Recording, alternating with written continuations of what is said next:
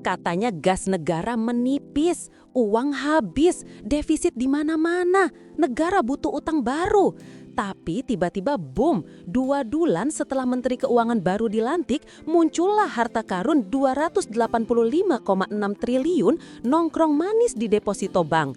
Dan yang paling kocak lagi, itu uang pemerintah sendiri loh. Pertanyaannya, kok baru ketahuan sekarang sih?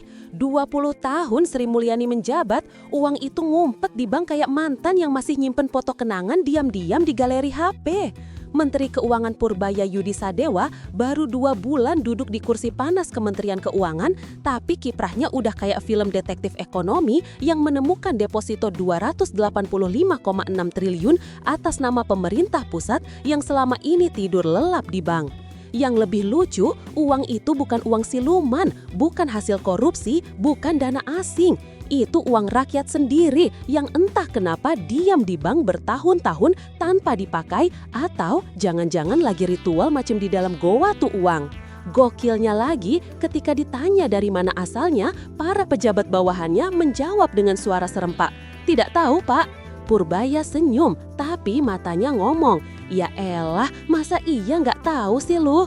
Kalau nggak ketahuan, uang itu bisa terus diparkir dan bunganya terus dinikmati entah sama siapa. Sementara rakyatnya disuruh hemat listrik dan beli beras 10 kilo buat sebulan. Malah kalau bisa 10 kilo buat setahun guys."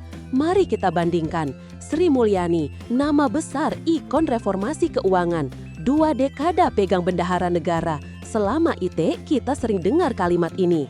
Kas negara menipis, anggaran defisit, kita perlu pinjaman luar negeri.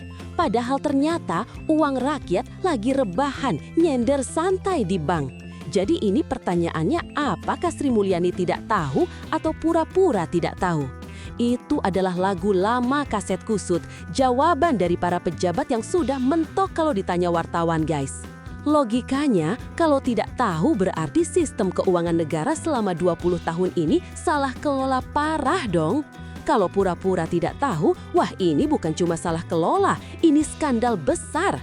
Dan lucunya lagi, setiap kali ditanya kenapa ekonomi nggak tumbuh, jawabannya selalu kita harus menjaga inflasi. Tapi rakyat malah makin miris. Inflasi dijaga, tapi isi dompet malah apalah daya. Mungkin menjaga inflasi itu penting, tapi menjaga uang rakyat biar nggak diam di deposito jauh lebih penting, Bu. Sekarang Purbaya datang ngebuka satu demi satu rekening tidur pemerintah dan hasilnya duit menggunung, guys. Pemerintah pusat aja ternyata punya dana nganggur 333,9 triliun, ditambah pemerintah daerah 254,4 triliun. Totalnya 653 triliun lagi rebahan santai di bank. Kebayang nggak kalau dana segede itu dipakai buat infrastruktur, UMKM, pendidikan, dan riset, pertumbuhan ekonomi 8% bukan mimpi, tapi realitas dan pasti coy. Jadi ketika Purbaya bilang khas negara tipis, itu bullshit.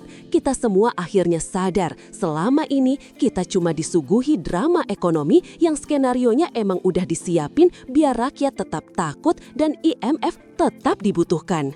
Jadi, pejabatnya bisa dapat komisi kalau negara minjam uang macam mirip calo atau biong tanah gitu.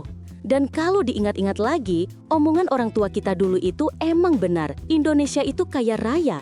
Hanya saja, pejabatnya yang duduk di pemerintahan terdahulu itu bobrok semua. Sekarang, Purbaya perintahkan investigasi besar-besaran. Siapa yang naruh uang itu? Siapa yang menikmati bunganya? Dan kenapa semua bisa berjalan mulus tanpa satu yang sadar? Bayangkan, uang negara disembunyikan di bank. Bunganya mungkin miliaran tiap bulan. Tapi nggak ada laporan, nggak ada transparansi. Kayak rekening rahasia keluarga Sultan. Cuma bedanya, ini uang rakyat. Dan kalau nanti terbukti, ada pihak yang sengaja menyimpan dana itu demi kepentingan pribadi, itu artinya bukan sekedar maladministrasi, tapi kejahatan ekonomi negara. Skandal besar kejahatan keuangan negara loh guys. Berkat Purbaya, sekarang kita tahu dana pemerintah itu diam di 3 pos besar. Giro ada 357,4 triliun, tabungan ada 10,4 triliun, simpanan berjangka ada 285,6 triliun, totalnya ada 653,4 triliun. Uang rakyat yang tidur nyenyak sambil ngumpulin bunga dan masuk rekening orang yang mau jadi sultan.